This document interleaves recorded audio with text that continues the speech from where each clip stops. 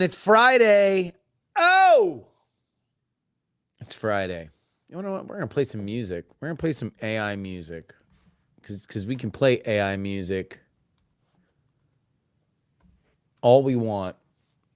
No one can tell us. No one can tell us what we need to do or what we don't need to do when it comes to AI music. Light-hearted 80s bop about being happy. It's Friday.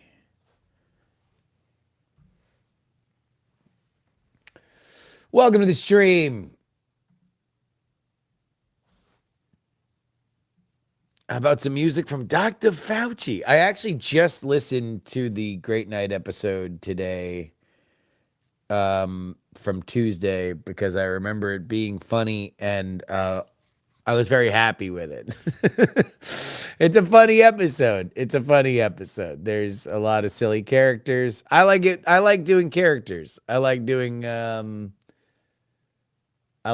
silly characters on the show. I'm all American up because I'm going to be recording on Fridays interviews with people to do a UK election special. So I thought it'd just be funny if the iconography of me. So I'm going to be interviewing all these British people over the next few weeks. It's Tom today, but it's British people over the next few weeks. And so I just want them, I just want to be in camo and America hats. I just thought that'd be funny. Hello from Maine. Mainer. Oh shit, we got our music. Here we go. Hold on. Where's my headphones? Where's my headphones? We'll take your calls.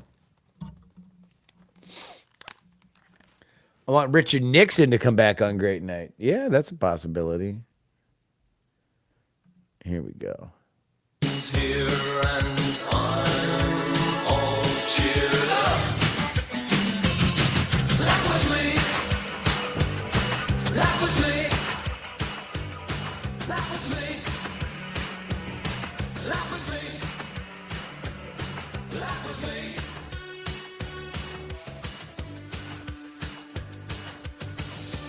Good vibes flow. The joy is so fulfilling. In the week of 9 to 5, when we finally come alive, it's our time.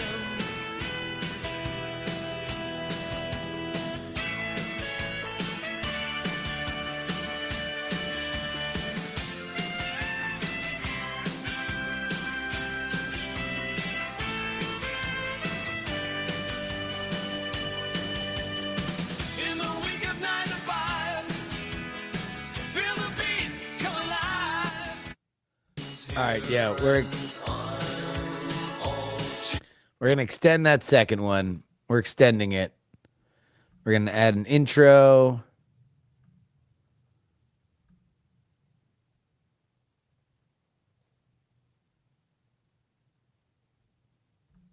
Boom. Just keep it going. Oh, should I have shades? I don't know if I want to have shades because then I actually have to do work and I'm talking to you guys. Anyway, there's good economic news for Joseph Robinette Biden Jr. The economy added 272,000 jobs in May, defying predictions that the hot labor market was finally cooling off. The job market's surprising resilience will bolster Joe Biden's economic message at a time when voters held a dim view of his policies. Average hourly earnings climbed by an annual rate of 4.1%, surpassing the rate of inflation, which is important. The Labor Department said on Friday. This while unemployment did climb to 4% for the first time in 2 years. So we do have rising unemployment, but we have added jobs. And hourly earnings are currently above inflationary rates. But of course, to say that cleanly would suggest that it's not, that it's up based on how much inflation spiked 2 years ago. And we're still behind the curve on that.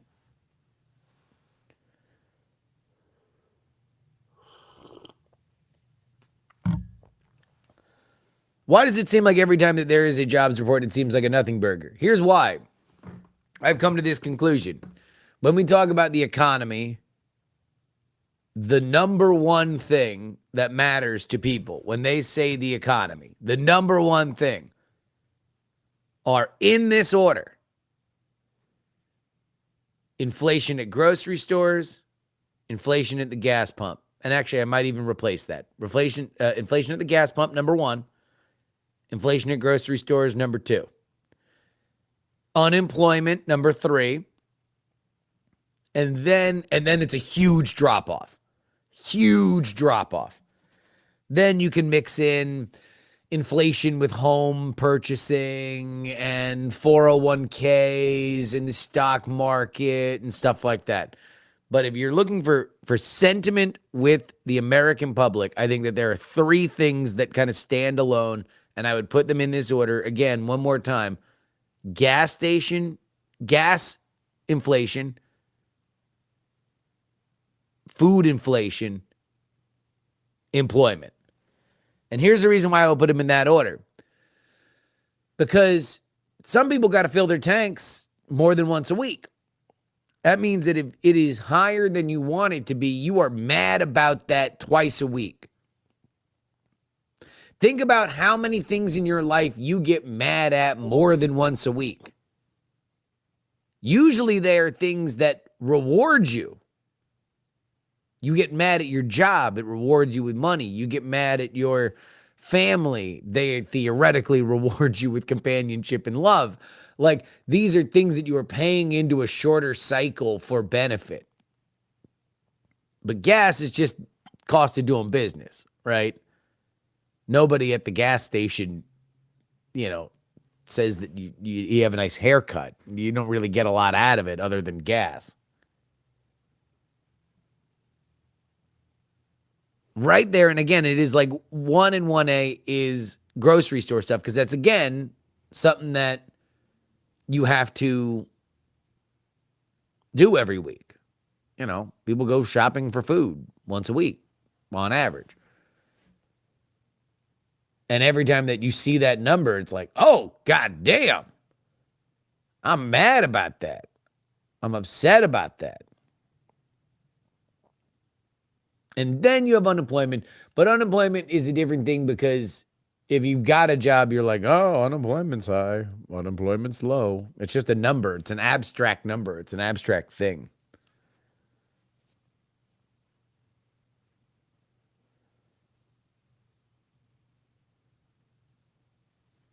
Let's see if we have our new songs. Here we go. Alive on a Friday.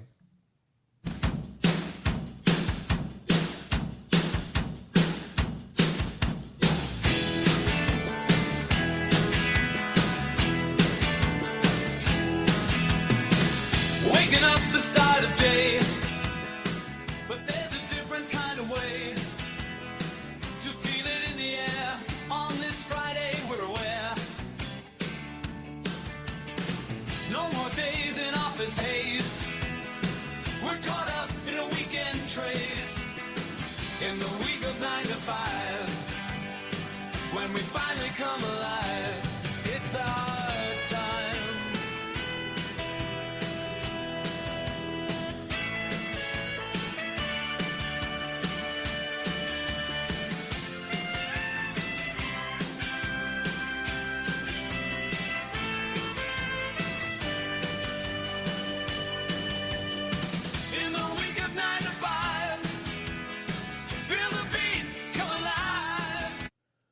All right. I think we like that one. We're going to extend that one with an outro. We're going to add an instrumental section. That's what we're doing. All right, we're adding an instrumental. I'm literally on the unemployment site right now, waiting on my first round of UI checks. Yeah, dude. Again, I'm of a certain set of mind here, because my wife's unemployed. My wife got fired pregnant.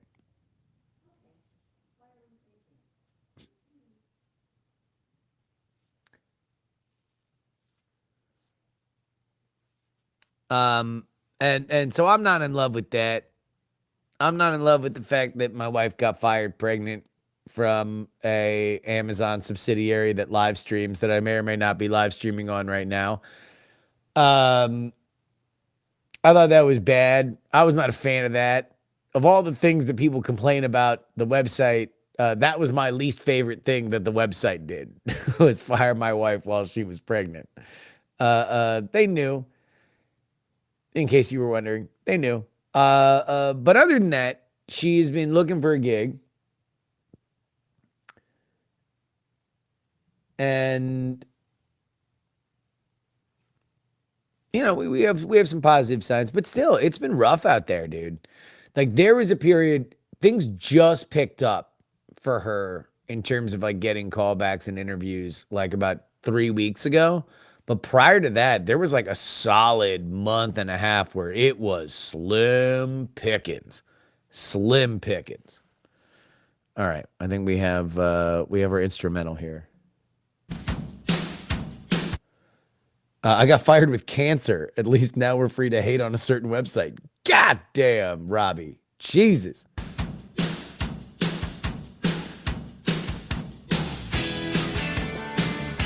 If only we could do something like form a collective workers union, almost like a union of workers with Amazon and Twitch. Well, look, she was going to get fired no matter what. What the union would have done was give her good benefits on the way out. And we've gotten really good benefits on the way out. I will say that from this website.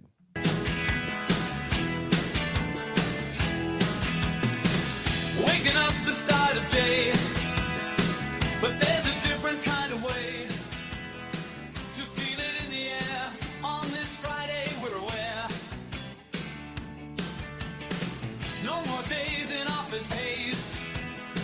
We're caught up in a weekend trace, in the week of 9 to 5.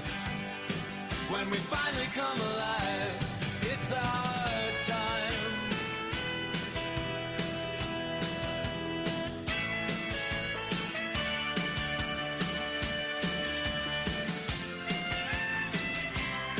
You gotta have an instrumental in an 80s song.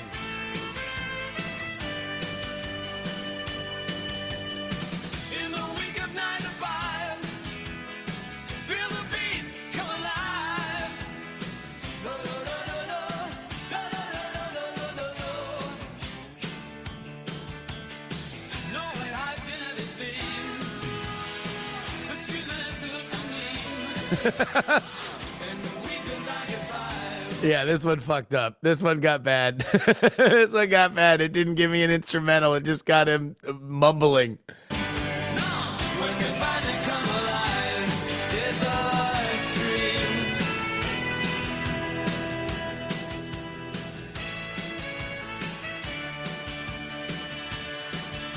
Yeah, I don't know. I think I might have lost my interest in this. All right, you want to know what? Fuck it. Let's open up the phone lines, huh? Let's open up the phone lines. I don't really have any gigantic takes. I don't have any monologues that I want to work out here. But 510-404-8030. Call me now. Call me now.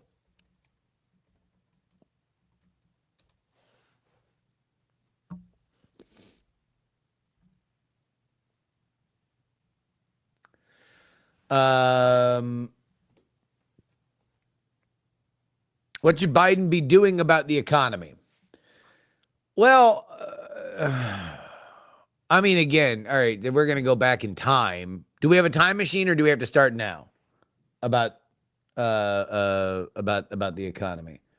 We do have some Alex Jones news. People keep pointing that out. Who's calling? Ryan from Oregon here. How you doing, brother? I'm doing great. How are you doing, Justin? Oh man, living the dream, making fake 80s songs and streaming on the internet the way the forefathers intended. What's on your mind? I need to talk to you. I'm sorry to bring it to you like this, but about the kink shaming on your show. Kink shaming. Okay. Well, Yeah. look, I am a forward and progressive man. I don't want to be listed amongst the kink shamers. So please list me my sins, and I will repent.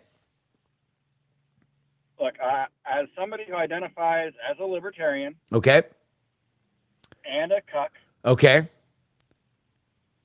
and wanted Trump to show up at the Libertarian Convention, Yeah. I assure you no three of those things were connected. Well, okay. Now look, I thought I was very specific, and I think that I was very accurate in my description of cuckoldry when I said that the Libertarian Party inviting Donald Trump into their convention was political cuckoldry, because I felt like I had the baseline of what a healthy, consensual cuckold situation would be, meaning that the party leadership would be the cuckolds, right?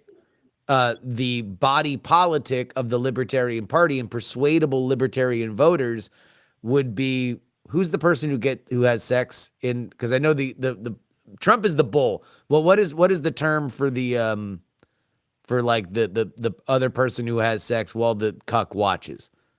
Is there a name for that? Sometimes hot wife. Hot wife. Hot wife is typically. There we go. Hot wife. Is typical verbiage. So the persuadable libertarian voters were the hot wife, and Trump was the bull.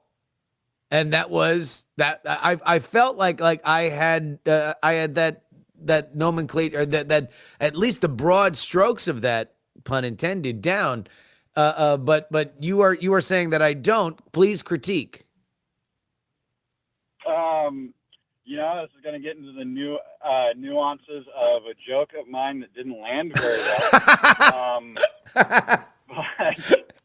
But I guess specifically, you have misunderstood my desire to get deep into the specifics of cuckoldry. You think I'm just walking into this? No, my friend. No. I want to talk very specifically about cuckoldry. I love it. All right, but in all seriousness, so you like the idea of Trump at the Libertarian Convention at the LP? I like the idea of inviting the other candidates to talk at the LP. Okay, so my I'll give you my critique, and then you tell me where you think that I'm wrong. I believe that if you are a party, you should be building stars. You should be building like there's a finite amount of time that you have at a convention where you're going to have a big fight, and then you're going to have to coalesce around a candidate. And at that point, they are going to be your standard bearer. And so you want to have the fight as quick as possible. And then the rest of the time you want to spend talking about how awesome your nominee is. And that is a finite amount of time and energy. And if you are using your convention time for anything other than that, I just kind of think it's malpractice, because you want to get as many votes as possible for your party. That's just my perspective on it. And that's why I thought having a gigantic moment like Trump, I don't deny that this is a huge moment. In fact, it's because of it that I think that it's a problem. That just takes away from your ability to mint a star and get your most excited people in your party excited for your person. All right. I understand why the Democratic Party wouldn't want Trump to come and talk at their convention. Okay. And I think that everything you said would apply to that scenario. Or if we lived in a parliamentary system where there was actually more than two parties. Yeah. But I think that the role of third parties is, in fact, to bring an issue to the foreground and make one of the parties champion it. If not both, address it. Yeah, I would agree with that. So I think we are agreeing up till now, but I think this is probably where our path in the wood diverge. Okay, so I think that star building, which I agree that that's what you would want done with your convention, but if your convention gets zero press coverage by anybody outside of like Reason Magazine, for example, then what are you're going to double your coverage by inviting the candidates there if either of them deem to show up. I feel like a lot more shaming should have been done to the Biden camp for not also showing up, because that would have been a hell of a spot, and also a good dig to take at the president. He's afraid to go talk to the libertarians, et cetera, et cetera. But you can't really build star power when literally all and I hate to use terms like corporate media or mainstream media, but I feel it applies in this situation, when the only coverage that they give of the libertarian candidate ever is taking the most embarrassing thing that they've said on a camera and playing it on repeat for 4 months before the election. That's what they did to Gary Johnson. And as far as like Jo Jorgensen goes, Yeah. I mean, they just decided not to even mention her. She didn't say anything embarrassing enough. So Do you think that either of those two candidates had an issue that would have broken through nationally? no. Well, then isn't that a part of getting national media attention? Sure. Like, I think that the Libertarian Party is concerned about things that are in fact important, but their brand is not recognized by American people. Like, you know, the out of the three parties, if we want to put them on equal footing for the purposes of this conversation, Sure. I would say they're the most serious about, say, police reform. And that people who are really passionate about that, enough to march in the streets for it and scream and holler and hoot and riot, you would think that they would give some amount of support to libertarians, but instead they hear libertarian and they think conservative light. And that's it. Do you think having Donald Trump Republican at your convention is a way to get away from that label?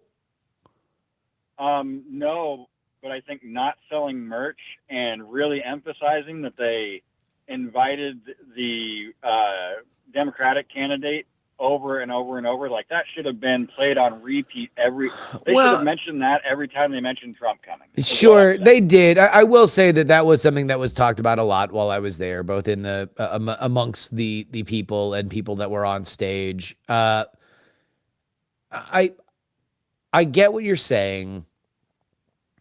I am not a member of the Libertarian Party, and the closer that I got to it, the more I'm like, wow, this is a long-standing fight. Like, you ever go over to, like, you meet like a new friend from work, and then he invites you over to like watch a game or like for like some barbecue, and then like him and his wife get into a fight, or like their family get into a fight, and you're like, oh geez, this is like an old fight. this is some shit that's been around forever. You just kind of back off. That's what I felt like in the Libertarian Party. This is like, these are old beefs that like they just take new forms every few years, and everybody is just really into stabbing each other. There's like real Hatfield and McCoy energy in the LP convention. And so, that being what it is, understanding that this is a hard thing to mold into clay. And yes, you can have some dipshit on the internet like me that says, like, well, here's what you have to do.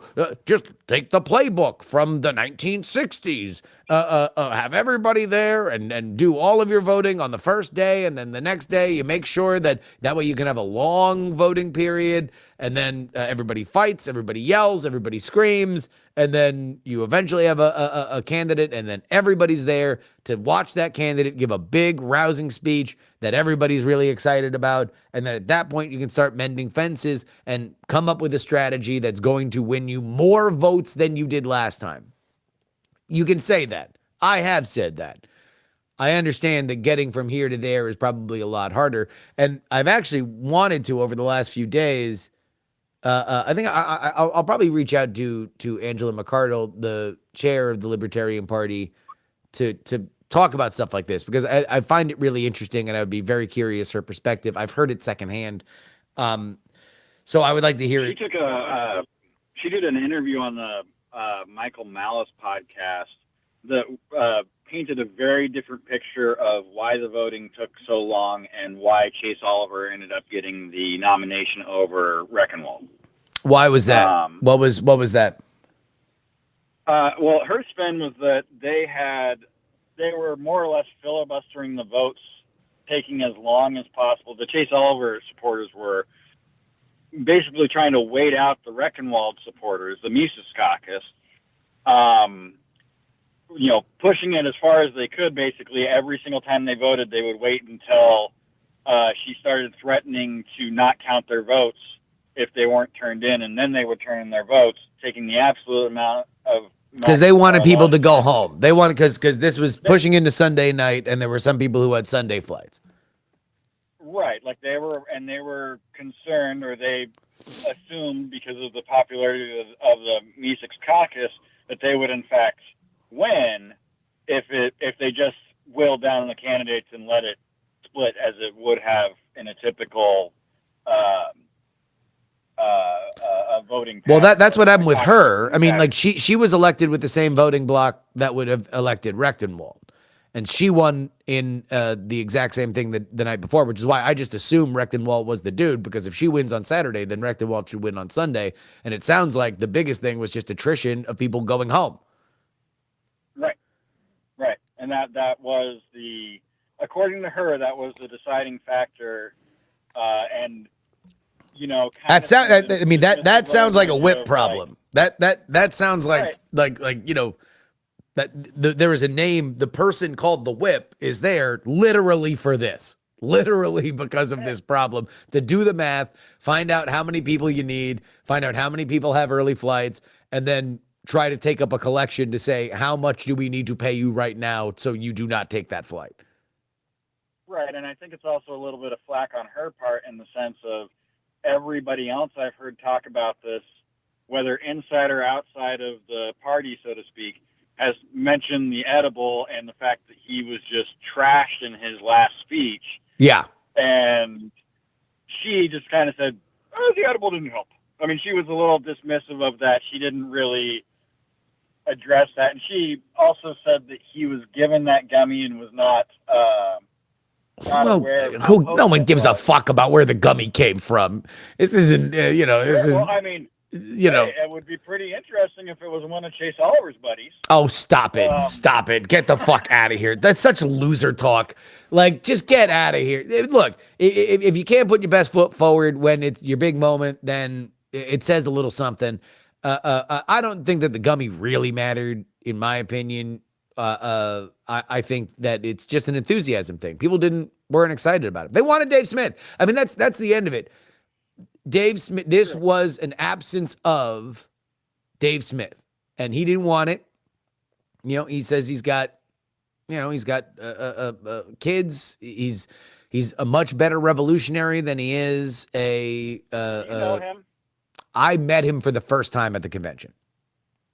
Okay. Heaton knows him. I mean, Heaton knows him. Heaton knows him. They know each other. Am I imagining things? Is this COVID brain hole memory or something? Didn't he say that he wanted this thing forever, rile up the entire Libertarian Party, take it over with his caucus, and then decide he didn't want it? Or am I just imagining that? You would know more than me, my friend. You would know more than I when it comes to that. Okay. Well, I mean, if the shoe fits. Yeah. I mean, look, it is what it is. I would like to, I don't know. Chase Oliver, initially, their people, I reached out to them to come on the show. They said, yeah, let's set up a time. I haven't heard back from them. So I'll ping them back. I'd like to have them. I would like to have Angela McArdle. I don't know if I need to have both of them, but I'd like to have one. I would like to have somebody talk about the Libertarian Party's strategy here on what they want. And if it's a larger scale picture about what the Libertarian Party strategy is, then I'm for that too. Because I do think that there's a really, really good conversation that can be had of what the role of a third party is. And what it sounds like, and I've mostly just kind of smelled the vapors of these arguments from people and Twitter, is that the Mises Caucus theory of the case for the Libertarian Party is make a lot of noise, be very ideologically pure, but get wins where you can. And their point of view was we can't get a win at the ballot box. What we can get a win on is via Trump. And so we are essentially going to be a Trump surrogacy organization, but it will come at the expense for the Trump campaign of pardoning Ross Ulbricht. And that you can say then, if Trump wins and that happens, the Libertarian Party can say, promises made, promises kept. We just did more in one election than any libertarian leadership has forever. Because otherwise, it's a lot of people making a bunch of promises and nothing gets done. Something actually got done, and that is what it is. And I'm sympathetic to that. I don't think you need to be a party to do it. I think you can be. I think you can be an advocacy organization and do that. Do you think that there could be do you think that there is a chance that whoever the Democratic nominee is in 2028, Yeah. that if libertarian votes push Trump over the hump, do you think that they would consider showing up at the convention? Do you think that both candidates would consider showing up at the convention if that was seen to have that effect? I'm going to say this as succinctly as possible. No!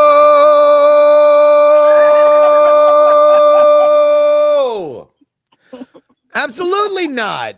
You know, the Democrats, and look, we'll see what happens. If Trump wins, there's going to be a knife fight in the Democratic Party because there's going to be a real power vacuum. Biden will be the last of the Obama Khalasar that will now be fully disbanded, and there's just going to be an absolute brawl for power on the Democratic side. So we'll see who emerges. I will imagine that the consensus, the person that will come out of that will still have the Democrats' penchant for perfection. They like things just so. And in that scenario, what you would never do is bring your candidate into a hotel ballroom where a bunch of drunk, vaping lunatics are just yelling and screaming at you for a solid 45 minutes. And that's what Donald Trump faced at the Libertarian Party. I see your point. But yeah, so that's that. We'll see. So would you consider yourself a Mises Caucus man? No. No. I mean, and I identify as libertarian. I'm not affiliated with the party. You're not affiliated with the party. Okay. And as far as, I mean, I think that the Mises Caucus definitely has its points. I am a limited government guy, not a no government guy, and I don't. You want to know what? I do agree, Rob. Right? I do agree that Yeah, Rob, I fucked up. I made the mistake of asking a libertarian how to define themselves. That's on me, dude. That's on me. I really apologize. I know this conversation can go another 45 minutes, but we do have a bunch of people that want to call in. Thank you so much for calling and giving us a very specific ideological understanding of my cuckoldry metaphor. I will take it in good faith and walk forward with it confidently. Nothing but love for you. Have a great show. You have a great weekend, brother. Thank you so much for calling. That was on me. That was on me. I should have known. I know it's a 45-minute conversation to ask a libertarian what kind of libertarian they are. And it's just voluminous. It's voluminous. Mr. Merrill Barr. Jerry, how you doing today? What's poppin'? All right, so I want to talk about this TikTok analysis you gave on the update on today's show. Okay. Because I have a gripe with it. Okay. You proclaimed that because Trump made a TikTok that's now got immediately 5 million followers, that Yes. it means Gen Z, it proves Gen Z is Trump curious. I fundamentally disagree with that analysis based on having been a child who came up in the video app era, starting with Vine. People don't yes, people follow accounts of things they like, but especially the young people follow accounts that are train wrecks. They enjoy doing that. I don't think that because Trump has 5 million followers on TikTok, it automatically means that Gen Z is Trump curious. It means they want to watch a train wreck. I followed Logan Paul when I was a kid, not because I necessarily liked his videos on Vine, but because they felt like train wrecks, and I wanted to watch a train wreck when I was young. I don't think that's a fair correlation to make that 5 million followers means 5 million supporters. I don't think it means 5 million supporters. I never said it meant 5 million supporters, and all I said that he was Trump curious, and really this was in specific comparison to Joe Biden's numbers. But Joe Biden's account? No, I don't think any young person would see a Joe Biden TikTok and think there's a train wreck in here, right? He's going to be too controlled. It's going to be. So you are saying that very specifically, the percentage of people who follow things are following them specifically because they are train wrecks. And also, let's remember this: TikTok is not a platform that rewards you following people. They don't want you to really follow people. They want you to just be fed their algorithm. You are allowed to follow people to ensure that you get that kind of content in your feed. But this is not Vine. This is not Instagram. This is not YouTube. This is its own ecosystem where, to me, following something does indicate a greater desire to see more of it. And so let's assume that half of that, 50% of that, is hate, right? Let's go beyond train wreck. Let's say it's just haters, just people who despise Trump and want to make sure that not a single Trump video happens that they don't get a chance to say, "Die, Orange Man, die," in the comments, okay? Mm-hmm. He still has 3 times the amount of followers that Joe Biden has. Sure, I am not in any way disagreeing with that point at all. My only point is that I don't like the idea of saying that's Trump curiosity as much as it's just wanting to watch the train wreck or wanting to be a hater. Like, I don't think it means. So what percentage of that, it might be 6 million by now. What percentage of that do you believe are hardcore, I will never vote for Donald Trump people? And let's for right now assume that they're all of voting age, which they aren't. But for right now, let's all assume that they are all of voting age and they could vote. How many of those 6 million are hardcore, I will never vote for Donald Trump, I am only following him so I can yell things in the comments? I'd say it's at least 50% at minimum. Like, half of them are not Trump voters.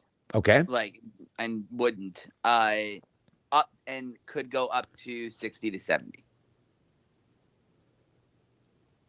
60 to 70. Yes. Because I think What are you basing that on? The fact, and so I think that it's less about that and more about what the amount of followers that we can agree that Biden's follower count is likely people who would vote for Biden because no one's following Biden to follow a train wreck, right? This train wreck thing is very much a Merrill constructed thing that I don't. The point being, Biden voters do not feel passionately enough about Biden to follow him on TikTok, right? I don't know. I mean, he's the president of the United States. He eats ice cream.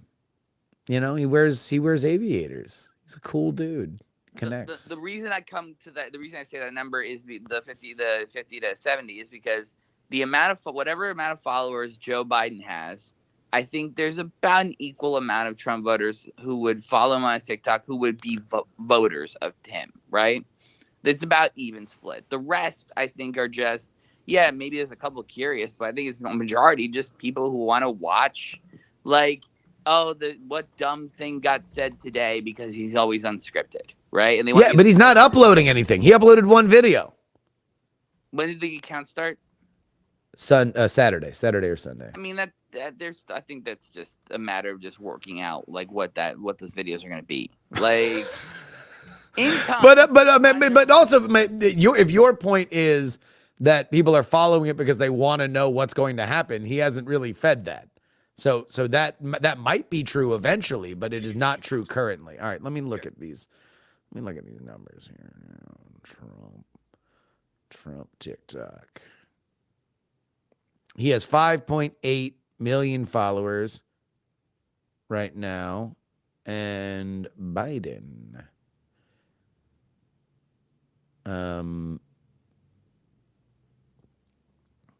Joe Biden has 365.5 thousand. I find it weird that you're gatekeeping something as wishy-washy as curiosity. It's not. I'm not saying that Gen Z is going to vote for Trump, although there's polling numbers to suggest that. I am saying that they are curious. And I base that not only on the numbers here, but also just my own experience of posting nonpartisan political content and seeing that the engagement comes on the Trump side. There's 5-1 Trump to Biden comments. Let's try this instead. What does curiosity mean to you? Because to me, when you say Trump curious, that implies to me that you believe that there's a voting potential for Trump with Gen Z. Yeah, I would say that. I think that there's a voting potential. I don't know if they will. To me, when you say Trump curiosity, it means that they're starting to lean that way. That's what I hear. I think that numbers say they are. Polling numbers say they are. This is not a controversial thing based on the current understanding of the polling. Well, okay, then I guess the next question would be, why do you think Gen Z would vote Trump? I think that young men... If they do, I think it would be for the train wreck aspect. I don't think that they have a concept. Number one, Gen Z is not going to fucking vote, A. Okay, B, yeah. Those that do vote are energized by something. And so you're going to get historically what happens is you have a liberal candidate that is very energizing to young people because he has a message for young people. Joe Biden does not particularly have a message for young people. He barely talks about what he's going to do in his second term. He mostly is on defense defending his record against Trump. And Trump is somebody that, he's a compelling and charismatic figure. And for a younger audience, especially a male younger audience, they have something to vote for because he represents this element of dude energy that, I think is in bloom after, I would say probably about a 10-year period of, Me Too. There was a lot of contemplation about what it means to be a man and male privilege and stuff like that. And so we have seen in bloom in response to that, like all discourse, that there is a let dudes be dudes kind of thing. And Donald Trump is essentially the hood ornament for that idea. And also these guys were kids when 2016 happened, right? Right. Like they were barely cognizant and now they're out into the world. And so they don't know a bunch of the other stuff. Like or at least it doesn't sear in their brain. I mean, there are a lot of people. One of them might have given birth to me that the 2016 election will be it's like a 9/11 moment for them, for which they have never really recovered. It was just a break in reality that these kids just simply didn't have because they were children. They were too busy playing Roblox. Yeah, I still remember the conversation I had with my then girlfriend, over the phone, because she was on a work trip, and just she was saying how scared she was because Trump had been elected president that night. So I agree with you on that. Look at you bragging, girlfriend haver. At that time, time. This man has girlfriend. Oh, look at that. Historic girlfriend. Says Mr. Wife with a child. Yeah, baby. Gun works. Pow, pow. How's that going? How's third trimester going? Well, it just began. So this baby's kicking. Yeah, we're about to get into kick counts. We got one more doctor's visit, and then it's gonna be like every week she goes to the doctor. Is she in that like don't travel part of it yet? Yeah. This isn't there like a No, part where you're not supposed to she's travel not. She ain't going nowhere. She ain't going nowhere.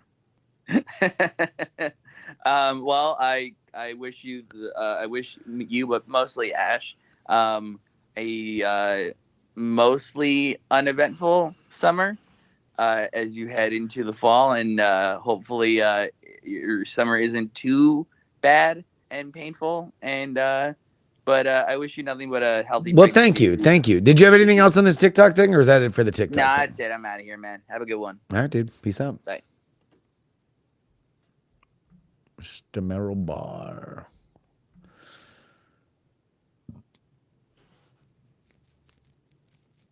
I love how every leftist is like, there's no way it's our beliefs. It must be the kids. Well, if you look at Biden's coalition now, it's a little older. It's a little wider. Just saying, 2028.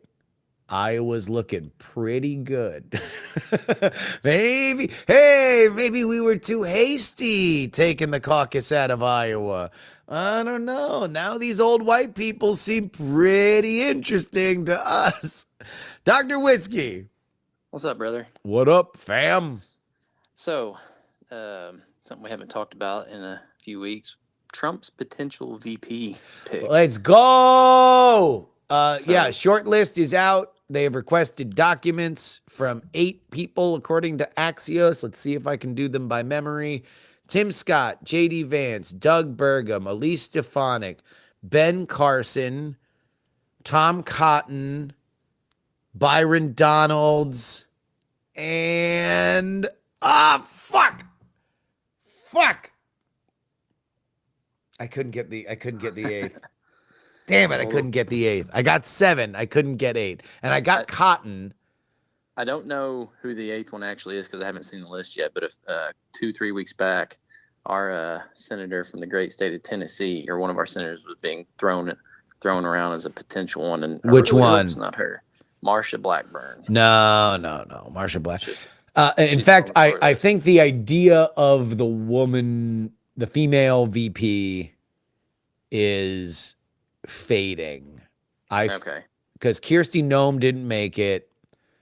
Elise Stefanik did, but she feels, because remember, these stories, the ones that are being leaked now, are the reward for everybody who doesn't get it, because you will forever be mentioned in any kind of story about you that you were on the short list for the vice presidency.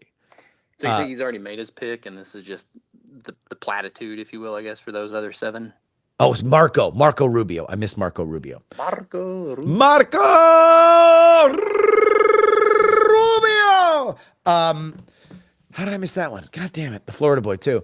No, I don't think he's made up his mind. I think that he, Trump, by all reporting, is somebody that has a gut feeling, but then tests it a lot with people. He's like, if you read these stories, he'll constantly be asking people around him what they think about X, Y, and Z. And then he does let that affect where he is, because my theory of the case with Trump, or theory of mine rather, with Trump, is that there's a reason why he was as effective a media monger as he was for the vast majority of his career. And part of that is that he just has an innate sense of what the conversation is. And then he just takes educated guesses on how he can step right into the middle of it. And that's the way you get attention. And so I think what has hurt him is that in politics, the conversation's very small. It's not like, I think his radar was set to like, what are people talking about right now? And it's like Twilight. And he's like, I have strong opinions on the Twilight cast. And so like, that's what he's set for, like a broad spectrum, where politics is very, very narrow. And so it doesn't take a lot of people to have really strong opinions to sway him. That being said, werewolves are better than vampires. that many people are saying that, you know, these werewolves, why are they there? These vampires have lived for a long time. They should be able to go. Basically dogs. They're Dogs are basically, made for- yeah, they turn into things like a dog. My guess is that it's Vance and Burgum. Those are Okay. my two favorites. Why? I think that he's not looking at this demographically. I think that Donald Trump buys the idea that he's going to win and that he's going to pick somebody that he really likes. That Yeah, that is like his guy. And that's not normally what happens with vice presidents. Vice presidents are because, normally Trump's- appendages. Trump's cult of personality. I mean, you're voting. People that are going to vote for Trump are 99.9999% voting for Trump. They don't have even 0.1% of a care who the hell is VP, honestly. Well, but you know, when he picked Pence because there was skepticism amongst the pro-life crowd. Yeah, but we're past that. We are, and this is the bigger issue is post convictions. He don't have base problems anymore. Does he even have to technically pick a VP? Like, Yes. what's the legality? Yes, on he that? does have to pick a VP. Yes. Okay, I wasn't sure. I was like, cause hell, I could see him just going in raw dogging it, saying "fuck it, it's me and nobody." No, and I think he likes the VP. I'd be curious to see what he envisions the VP's role is going to be, because I would imagine that it's going to be somebody that Cheerleader. is a cheerleader and defender. And if that's the case, I think JD Vance and Doug Burgum are good. You know, Doug Burgum's a confident guy. So I don't know much about him other than what I know. You all talk a lot about him on We're Not Wrong. Doug Birdman. Kind of like that's really all. And that's pretty much the end of the conversation. We don't know shit about him. Yeah, I covered him when he was running. He's a popular governor in North Dakota. He is a self-made man.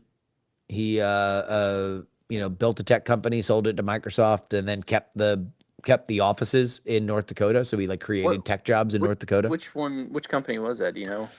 I don't know. Yeah, Jesus. Hold on. Doug Burgum Company. You are my personal Google I machine. know, right? Arthur Ventures. Oh wait, I no. don't have any He idea what that co-founded. is. No. Which was a company sold to Microsoft? Great Plains. It was the Great Okay. Plains That's an ERP system. software company. Yep. And he sold it to Microsoft for $1.1 billion in 2001. Yeah, I think that's like an ERP system or something. I think it's like Microsoft Dynamics or something now. But yeah, and then he ran for governor. Obviously those are low turnout elections because there's not a lot of fucking people in North Dakota. But Is it kind of like picking the guy with 5 or less people that hate him to be speaker? no, because it's funny because it is The Apprentice, right? There's one dude's opinion who matters, and nobody can really have a strong opinion about anybody because you don't want to be sitting in the wrong chair when Chungus makes his pick. So I would guess that some of this is him kind of coalition building and rewarding people that have been good soldiers. Are we looking at cabinet members out of that? Possibly. I could see a Marco Rubio being bumped into the cabinet. Ben Carson was former HUD secretary, right? Ben Carson is apparently being championed by Eric Trump and Laura Trump. Why? Because everyone loves him. He's a lovable guy.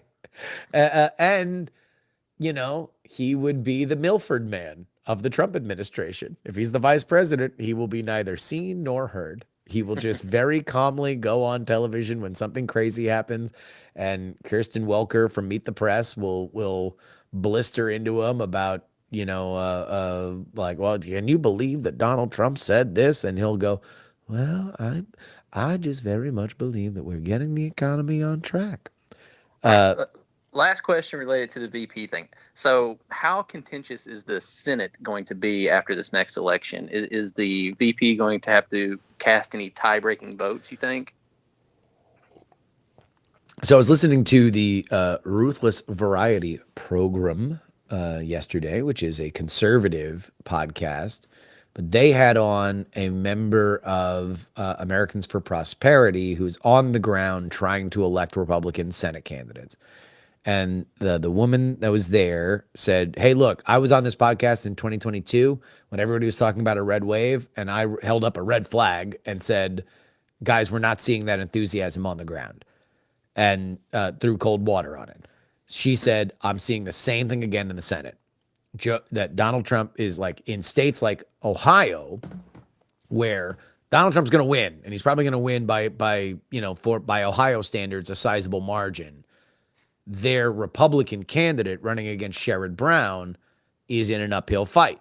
He's within the margin of error, but he's not winning. There's a big gap between what Donald Trump is doing and what Republican Senate candidates are doing. So let's assume no matter what, we're probably going to get a 50-50 Senate just falling out of bed, right? Just because the map is really bad for Democrats this year. The Republican upside would be that they can actually stack a lead. And so you have a lot of these seats, specifically Ohio. So the ones that'll probably flip no matter what, Montana, which is just deep blood red now, and West Virginia, where Jim Justice and his dump truck of a dog are just going to moonwalk into Washington, D.C., right? So boom, boom, boom. Now you have Republican control. Now let's get to the big ticket states. Nevada, Ohio, Michigan, Wisconsin, Nevada, Arizona. There's all various different elements of that, but in all of those, you are seeing the Republican candidates run behind Donald Trump. Now, if let's say it's a bigger, let's deign to live in a world where it's a Trump blowout, right? And that coattails. Now you have a sizable lead for the Republicans in the House, and you have a 4 or 5 seat lead in the Senate. That's like the Republican dream. That's what they want. In that case, then no, there's probably not going to be a whole lot of votes cast by the vice president. But let's say that it's a really close race and a lot of these incumbents hold on. And you see Bob Casey win in Pennsylvania, and you see Tammy Duckworth win in Wisconsin, stuff like that. Then in that case, yeah, you're going to have a very active vice president like Kamala Harris has been. Okay. Well, it'll be interesting to see what shakes out from the VP selection. When do you think we'll hear who the nominee? I think it might be soon. I mean, my hot take on that is that it could be any day. Okay. And they might be saving it just in case they need to counteract news.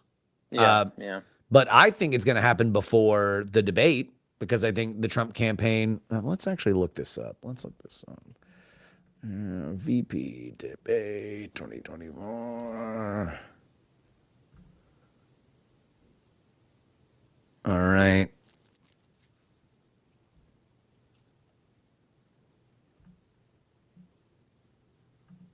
So we don't know when that debate's going to happen, but it's July 23rd and August 13th. But it looks like it would be between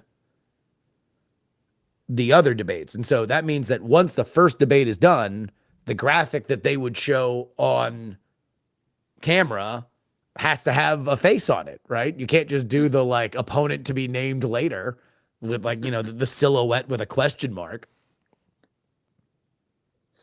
Well, you never know, but okay. Well, thanks for answering all my stupid VP questions, and I hope you have an excellent weekend, sir. You as well, brother. You have a great Bye-bye. weekend. Bye. Do you want to be on the stream? Sure, I'm just lounging. You are lounging. Hello. Oh, hold on. We don't have that camera on. Oh, Do you want? I can. I can. Okay. Well, here. Hold on. Sit in the big chair. Sit in the big chair. Okay, hold on. I'm getting up. I know. It takes a little bit. You sit down and talk to the people, and I will get more coffee and turn on the cameras. Okay. Hello, citizens of the internet. I just got back from Chalupa Friday brunch with a girlfriend. It was great. How is everyone? I literally just walked up while Justin was talking to someone and laid down on the couch and started reading chat. So I'm here. This is not morning lighting. Does it need to be like more mood lighting? Bring it down a little bit. Yeah. Baby, the beller. Oh, the thick ass beller. It's definitely becoming a problem. Yeah, soon to be. Less than 90 days according to my app. We'll see. It's definitely, I've definitely hit the threshold where moving is like a little rough, you know? Like I can't bend straight down. Like I have to like open my legs to make room for the belly to like bend over to like get my shoes or something. Or I have to do squats. It's hard. Can it hold a drink yet? You know, so in the morning, my routine. So one of the things you're supposed to do once you hit a certain amount of weeks is start doing kick counting because they're supposed to do like 10 movements within an hour or something. Usually it's pretty fast. So in the morning, here, let me grab my phone. All right. In the morning, Justin is so kind and he puts coffee next to my head. And so what I'll do is for my kick counting, I'll pull my little app up and then I'll put the phone right here on my belly and my coffee and just wait for the kicks and watch TikToks. That's my routine. So it can, if I'm leaning back, it can hold a drink. One of those grabber claw things. That's actually a really great idea. Justin's my grabber claw. I'm definitely getting to the threshold to where I don't think I'm going to be able to comfortably do laundry much longer. I mean, it's not comfortable to do right now, but because we have like the front loading stuff, it's really annoying. Well, I'm not really watching TV and anything like that. I will not bore the child with politics at this age. I don't really subscribe to many TikToks. I'm just kind of like a feed scroller. And right now it's all baby stuff and garden stuff, sometimes food. My TikTok's mostly pretty chill. No, I won't tell Justin. But I will say I'm hoping that considering the baby listens to me listening to TikToks at double speed, that when it's here, I can just like listen to TikToks over my phone at double speed. But like the baby kicks a lot when I'm drinking coffee and watching TikToks, and I assume it's from the sound coming through, but maybe they just hate the CCP. I don't know. Okay, so we are still making the podcast, but we've been a little slow on it just because of Justin's travel, and then we had a lot of stuff to get done this last couple weekends. So we are actually due to make another episode. There's a bunch of mail that's come in. So we need to go through some of the emails that have come in and everything. Coffee can make a baby kick, according to your wife. It's so early at the start, though. I haven't drank that much coffee. TikToks definitely make the baby kick. What's the P.O. box? Is it? 510. Oh, no. Hold on. That's the. I don't have it memorized. I have our old mailbox memorized. But not the... It's on my Twitch channel. that I haven't streamed to. I can look it up. Yeah. Okay. Oh, it's also at babydurymore.com. It's all the way at the bottom. You can see it. JURYMORE. Okay, hold on. Do you want to sit there? I can sit. I know, well, but then it's got to change the thing. Just hit 2. 2? Yeah. Oh, hey. But now you're going to be like you're living this is in good. darkness. Yeah. Do you change this so your very pale guest don't look as Well, dark? yeah, there's that. I gotta, I don't know. I gotta put a China ball up there that actually gets even light throughout this this room. You got to replace the lighting. I gotta entirely. replace the chandelier, but you want? I've been excited by Brian has used Chat GPT to learn about his well pump, and I'm like, if Brian can learn about a well pump, I can replace a chandelier with a China ball in a weekend. I mean, we've replaced so much lighting in the house. It's going to be the same thing. I know. Yeah. You just need to get the actual lighting.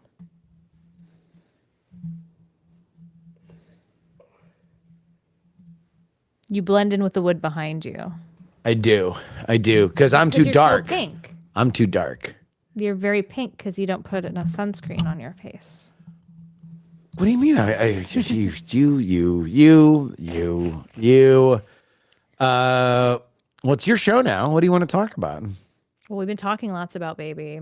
Baby. Somebody was Baby. asking if we were still doing the podcast, and the answer is yes. We just need Yeah, to catch up. you were just on the road a lot through, what was it, May? Yeah. Yeah. And then you abandoned me for Vegas for Scoops Fest. That was part of the travel in May. Oh, that We was had May, wasn't it? travel. Yeah. Yeah. It went Ohio, Vegas, Florida, DC. Yeah, and now we definitely should make a point to record at some point this weekend. Because you're only here for like a month and a half. This is the opportunity for us to get all of the shit done that we haven't done. We've done pretty good. We have, but like Yeah. you know, we've got to paint the nursery, and Well, I you've have to recruited move slave labor for that. We have recruited slave labor. You're one of your co-hosts, Jen Briney. Jen Briney, for whatever reason, is really excited about getting high and painting our room. So Yeah. as soon as we're done with our final karaoke party. Next week. Next week. final karaoke party. Yeah. Wife would always comment how complete strangers would come up and pat her belly. I haven't had much in the way of strangers, but there's definitely a demographic of people who do that. What is it? Let's Like get boomer and stereo. older. Boomer and Boomers. older. Boomers are Like like, I went to go visit one of my neighbors who's older. Like they might be an elder boomer. I don't know, maybe a little older. like Biden's age. Biden's greatest generation. They're creeping on Greatest Generation. They're silent. No. It's the neighbors I went to recently, and as soon as she saw me, she just like, palm it. yeah. The like a bell the basketball. beller is big. Beller is getting big. That's a big beller. Yeah, it's definitely popping. I don't like it. You were upset because your beller button is not symmetrical. Oh my god, it's off center, and it's Baby kicked it. bothering me Bah! so bad, so bad. Someone says to name the baby Elizabeth Grace.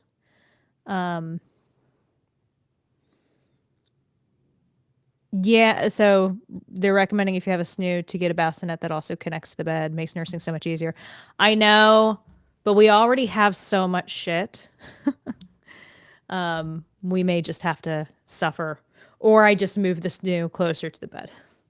Yeah. We'll see when we get there. I mean, it's right next to the bed now. What's the hardest thing you've thrown out, given away to make room for the kid? I just gave away a shit ton of studio stuff. But that's stuff that should have gone a long time ago. And we still have more that probably needs to go. Like, I don't know what I'm going to do with this gigantic monitor that I used to have on the in the studio in Yeah. Oakland. Although I was thinking it is just a good TV. I can just put You that. were using it in the backdrop for a while. Yeah, but But it now that you doesn't have all look. this. Yeah, this looks better than that did.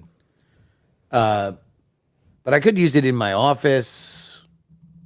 You're gonna have like the Matrix set up with a million just little monitors everywhere. I want to. You got to get a want- better powered PC for that. Yeah. Well, no, because also I can just run it on a stick. I could just get like a Fire Stick or or a Roku stick now. Just pop that fucker in there, and then I can just have news. I just want news. I want my office to be a newsroom. Thank you, Whiskey. Whiskey's getting me one of those grabbers so I can pick up things off the floor. Because Hell yeah! Oh shit, that's a good idea. Yeah. So apparently it's coming to the PO box. Nice. Oh shit, I should get the PO box thing. Yeah, babydurymore.com. Scroll to the bottom, you'll see it. It's in the link that the email is. It's in the way that you use it. Let's see.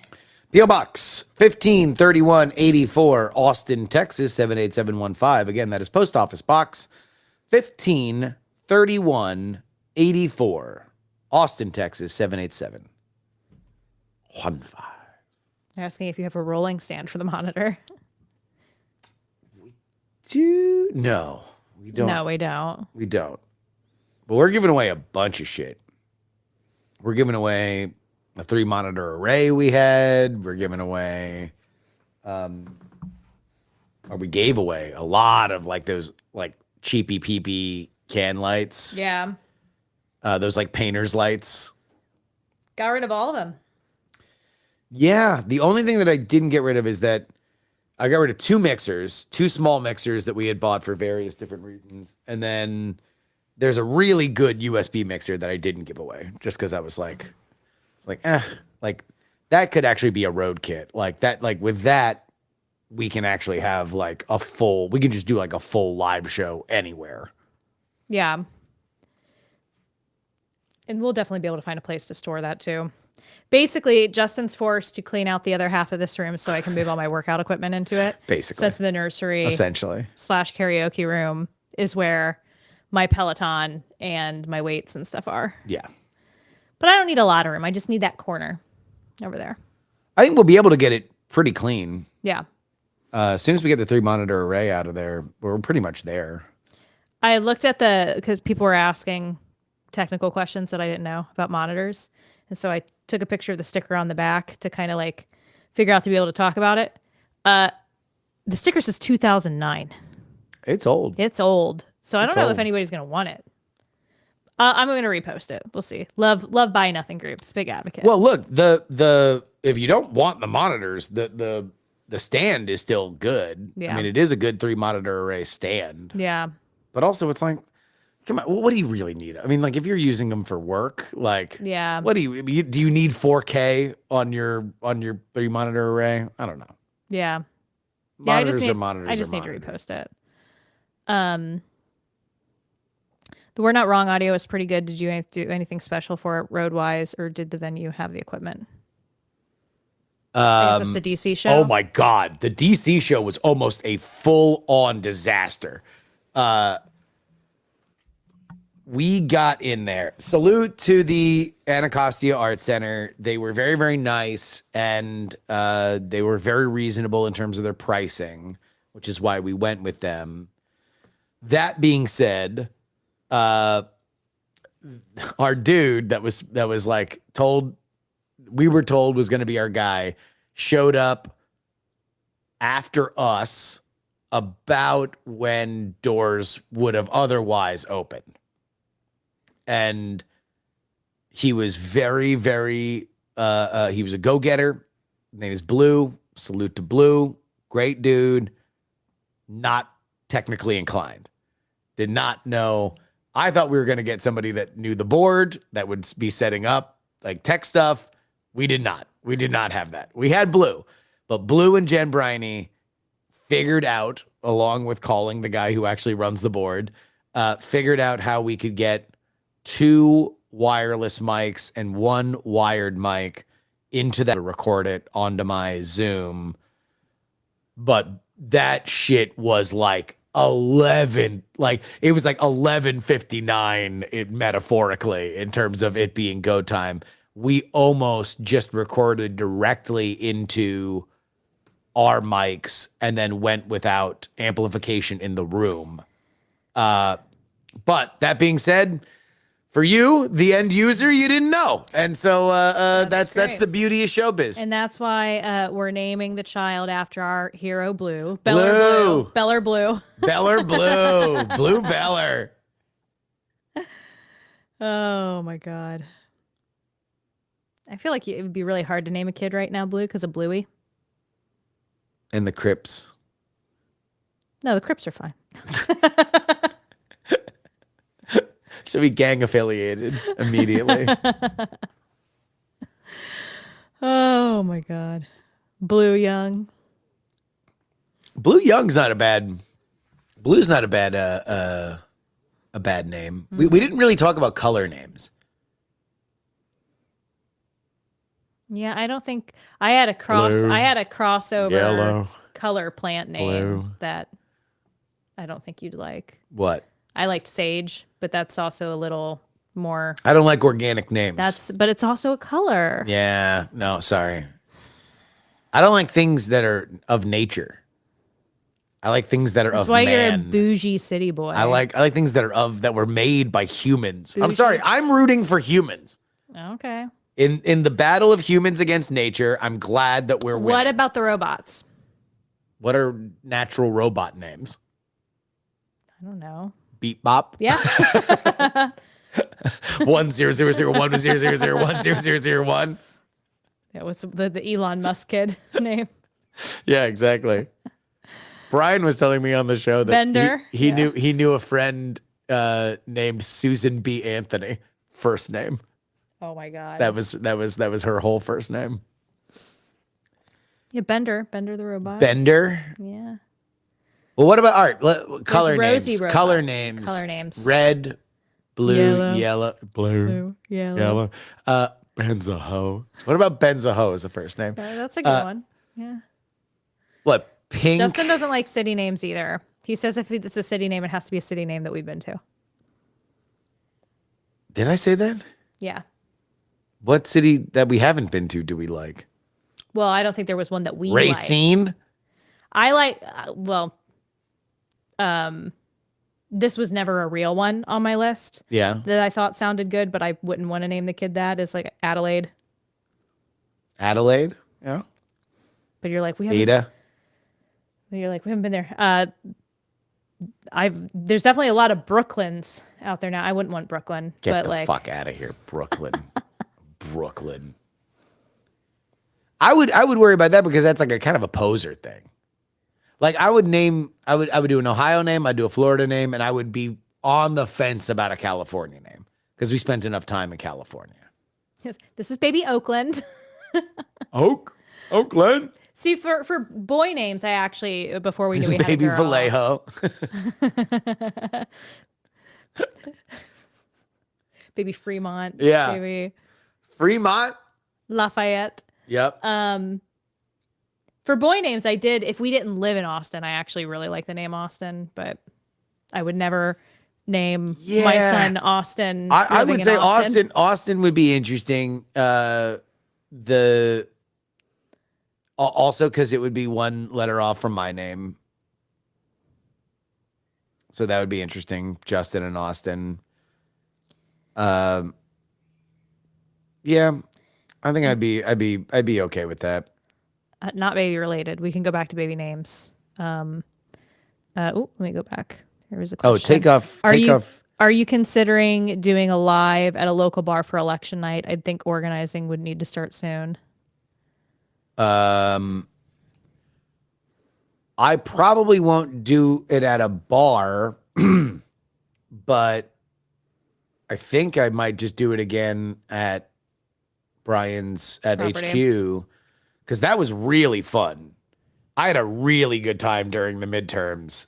We had the smoke machine, we had the lights. Yeah. Like that was really, really, really, really fun. And I think that would be great. I think Brian had a really good time switching, and then we could get a little audience in there.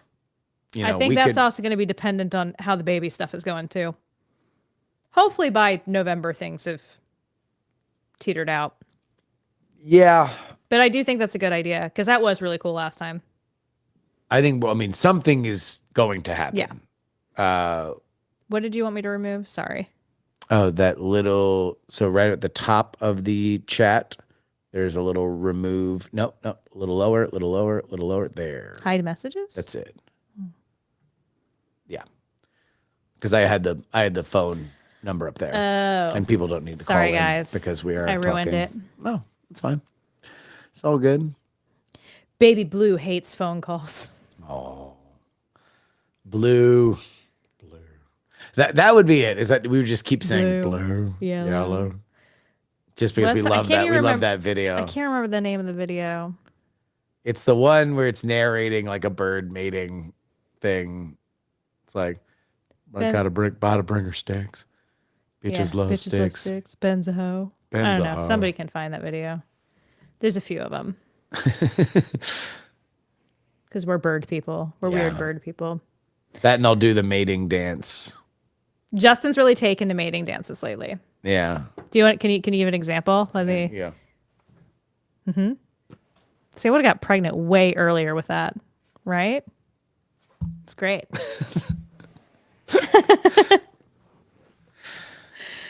Oh my god, that's the one. It is. Yeah. It is. It is. And that's how I knew we should get married and have a baby. Exactly. That's what I hit her with that first Dragon Con. See, shit, I just got pregnant from that. Yeah, beautiful plumage. People think you look great. What we were trying to figure it out. What was the year of the first Dragon Con that we met? We got married in we- 2015. All right, I've committed that part to memory. 15 or 16? I thought it was 15. 16. 15. I don't know math, man. I have to look it up. Because I don't think we were newlyweds. I thought it was 16. You don't know. No, because our 10-year Somebody tell us anniversary. when we got married. Because our 10-year anniversary is coming up next year. It is? Yes. How about that? At least someone's keeping track. It's not me. Dragon Con. 2012 might be right because the way that I try and remember when we met is because I go to the Facebook and then I look up my husband and then I see when we became friends. That was See before we met friendship. him in person. Yes. So my friend since January 2010. So it was probably later in 2010 2014 is when it says the video was uploaded for it. for your first Dragon Con. Yeah. No. Are live from Dragon Con of the Dragon, Veronica Belmont. Excitement, adventure. People are really looking at us. Although, no, you want to know what? That was for the backup. That was when, I think it had to, Had be to be 2010 10, or 2011. We've because been together too long, man. that was, that was when an old partner of ours decided that YouTube told them there was not enough room on YouTube for our channels, and so they got deleted, and then they got re-uploaded Yes. by nice people. Yeah. So it's 2010, probably, maybe 2011. Because I feel like we were connected. I would have been connected with Brian at that previous TAM. And then I was interested in the live streaming stuff. Plus, which we is knew then each other when in we the got- aughts,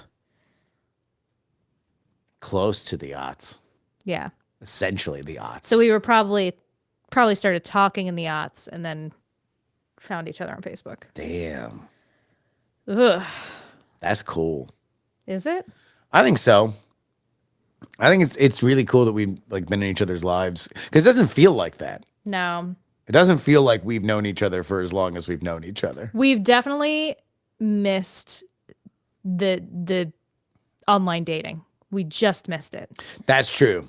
Yeah, I've never created an online dating profile Yeah. either on the old the old way of like website based match.com and certainly not in the app world.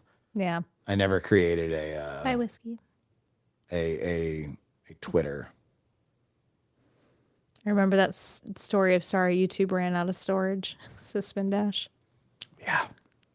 A long time ago. Yeah, yeah. The interesting part about that is that the person tasked with deleting our channels was one of ours. So we had I don't think that there was even 24 hours that people could not watch our entire back catalog Yeah. because it was being re-uploaded as it was before it was deleted. Yeah.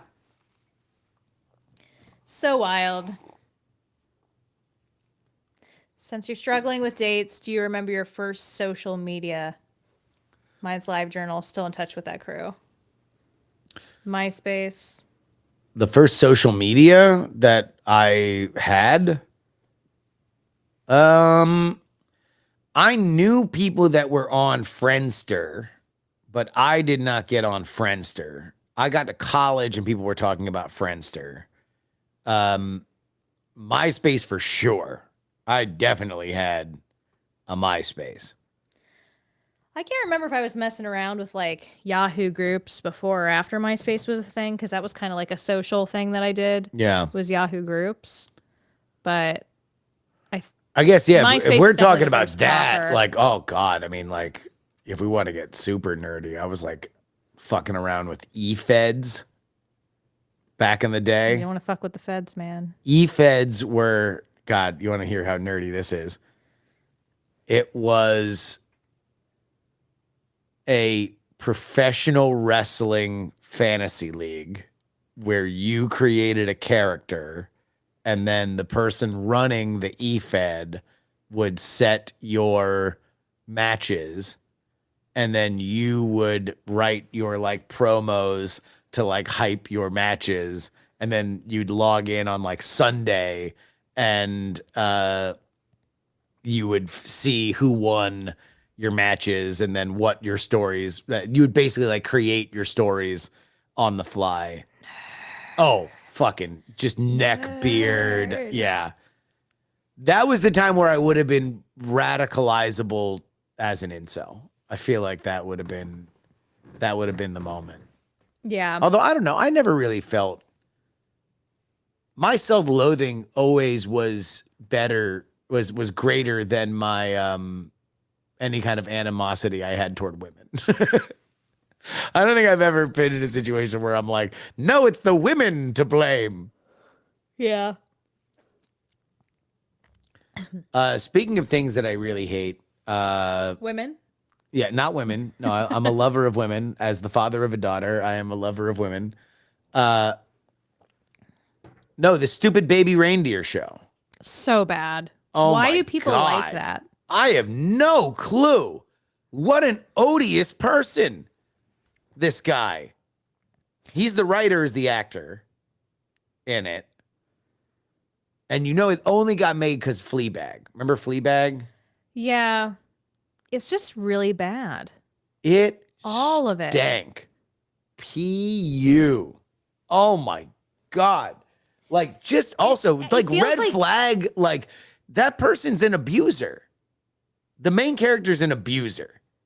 Like the way that how many times he threw like, oh, I'm going to kill myself in people's faces. Like that's abuse. I felt sympathetic toward the stalker. Yeah. It was crazy. It was a real bad show. Yeah. Now, I'm not like avidly watching it, but I started Oh, watching yeah. You got. I started watching Bridgerton Oh, because yeah. a girlfriend of mine keeps sending me all these memes about Bridgerton, and I've been like aware of it Yeah. because I've mostly to this point gotten like shared from her because she's a big cosplay fan too, like all the around the costuming and dress stuff, and now she's just been sending me like memes and stuff about it, and I have no idea. I'm like, well, I'm building furniture and doing baby stuff, like I'll just start watching when Justin's not home. This is a girlfriend also who's really big into this like ACOTAR book series, which has been kind of like tossed around as like The smut. new 50 Shades of Grey kind of literary and boom. like there's it's barely smutty, yeah. like Not smutty enough. not smutty enough. Bridgerton, Woo. wow, Yeah. a lot more smut. I'm like, this is way better than these books. Yeah. They Way better lady porn. we only watched, or I watched the finale of season 1 with you, and Yeah, because I was like finishing an episode or something. I appreciate its commitment to its commitment to keeping all of its characters fuckable and in costume, because there's They're a great running costumes. there's a Beautiful running costumes. theme because they know why the women are watching. It's pretty. Exactly. Pretty people in pretty clothing have dirty sex. There we go. Every episode, pretty people, pretty clothing, dirty sex. Move on.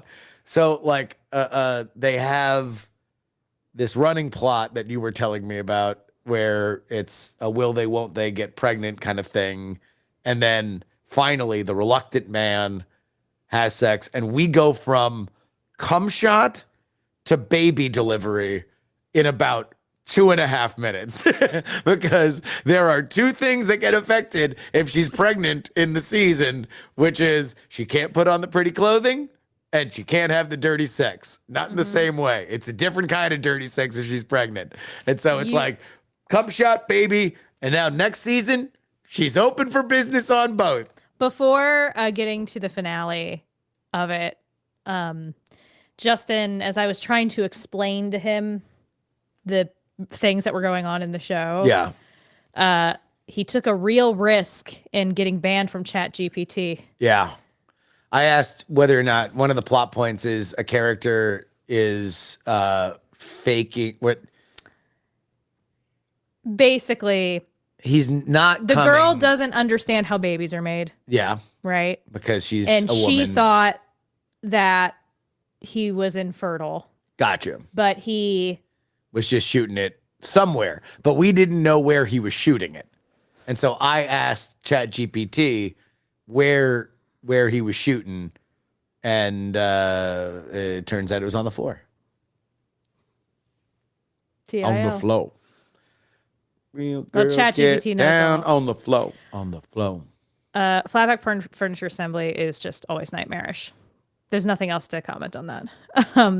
Yeah, how's Babby formed? I don't know. No one knows. It was here. It just showed up. Yep, the stork. Oh my goodness. But yeah. Yeah, I'm not like a big romance person, like romance, and I guess Bridgerton's kind of like romance Oh category. yeah, yeah. Well, it was Shonda Rhimes. So Shonda Rhimes did Grey's Anatomy, and she's done a bunch of other very popular shows that are a female skewing audience. But she has the magic formula of like just sappy enough, but it's got some sass to it. Just romantic enough, but it's not just an ooey gooey like thing. She's got the sugar and spice down, and so she signed a gigantic deal with Netflix. Yeah. And Bridgerton was like, I mean, it's a huge property for them. well, Like, and you get at the point that it was made, it's like, okay, Shonda Rhimes on the back of like the Hamilton craze. So you do a period piece, but like Hamilton, you replace some of the actors with a more diverse cast and don't make it a thing, right? It's not like there are black people in the court. No, that's just what it is. You just walk into that world, and then again, she understands pretty people, pretty clothing, dirty sex. it's definitely been a good like background thing for me to like have Yeah. on when I'm doing baby stuff. Because I don't like really have to pay attention. You're also such a salty wench that you just don't want to like the girly stuff. And so now you are No. you're not like other girls, and so you don't like the girly stuff. But now you're getting soft, and you're like I don't know, maybe need I to- like pretty people and pretty clothing having dirty sex. Well, that definitely, yeah. But just skip all the fluff. Just skip to the pretty people and pretty clothing having dirty But that's sex. what Bridgerton is. They're just in every scene they're dressed to the nines, right? Oh my god, they are. But you were Yeah. never really into like the teen stuff. Like the teen stuff. Like were you ever into like Dawson's Creek or No. Well, I never really watched TV as a kid. Oh. So like there's a when I was really young, I was like really big into Power Rangers, Ninja Turtles, Okay. like that stuff. And there was a period when like Toonami was a thing, and I was into Sailor Moon, Dragon Ball Z, Weeb shit. Cowboy Bebop, like that stuff. But then I just like through high school, for the most part, beyond that, I didn't really watch anything. Yeah. And I didn't really watch any television through college, which is why I'm a Luddite. And well, especially, which was a real problem when we first started dating. Well, you feel like self-conscious about it. Yes. And I'm like a pop culture obsessive. Are you at the point where you can watch old things with me yet? Or are we still not there? Still not there. Yeah. I mean, sometimes I've watched things. Like what? I don't remember, but you've made me watch things. Well, we're gonna watch a lot of old stuff with Blue. Yellow. Yeah. Ben's a hoe. Favorite Ranger. I always liked the Yellow Ranger because I liked the cat thing. And then obviously, like for the girls, like Tommy was the heartthrob, right? Green Ranger to White Ranger. Oh yeah. So obviously, I liked him.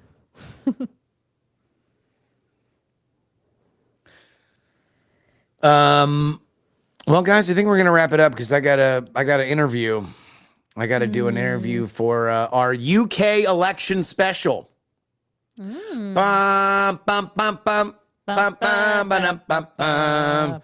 We join you now with our UK election special. Oi, Oi, I'm just a British commentator. you're very you've got the accent perfectly, naturally. Well, I'm a gifted mimic, considering anyway. who I married. Thank you for joining the Wife Show. Oh, look at that. Let's go head on. No, yeah, take us out. Okay. Take us out. What do I do? What do I say? You just say thank you for joining us. Thank you for joining us. We'll be back next week. We'll be back next week. Should be Monday, Wednesday, Friday. What he said. And Ryan Macbeth is on the Friday show. And he actually just put up a really interesting thread on Twitter about his back and forth with a Russian YouTuber who he insinuated might be paid by the Russian government or be at least in league with the Russian government. And after watching Ryan's video about the Russian YouTuber, whose name is Real Reporter, and watching Real Reporter's response to Ryan's video, I'll say is this. It seems very weird that Russian YouTubers are very into showing their supermarkets in Moscow. Like Tucker Carlson did this too, where it's like, you go to it's like, oh, it's a supermarket. Look at how much food is in the supermarket. It's like, yeah, you're in Moscow. You should have a supermarket that's stocked. That's where the rich people live. Do you think rich people are going to not have food in the supermarket? The government's not going to have food in the supermarket? Now, it's just an odd thing to have a lot of emphasis on. It's just weird. And so I don't know whether he's a Russian plant. I just think it's very odd. Anybody who leads their conversation about Russia is winning the war in Ukraine with, look at how full our supermarkets are. It just seems very weird to me. When do you do your supermarket tour live stream? Yeah, nobody gives a shit. Like, we're in what? What is...